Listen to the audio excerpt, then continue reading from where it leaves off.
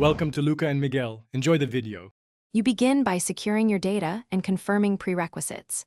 Backup user files to an external drive or cloud and verify the copy. Once done, save license keys and Wi-Fi credentials so you can reconnect later. Make sure 2 FA devices are accessible. Now close applications and unplug non-essential peripherals. Keep power connected. Next, open the system settings or recovery environment to start the factory reset sequence. I'll guide you through choosing the right reset option and why each choice matters. You now decide how thorough the reset should be and why. Select the system reset tool or recovery partition, then choose whether to keep files or remove everything. Keeping files is quicker but less clean.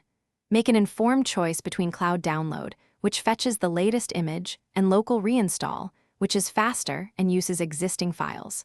Also pick which drives to target and whether to perform a secure erase for sensitive data.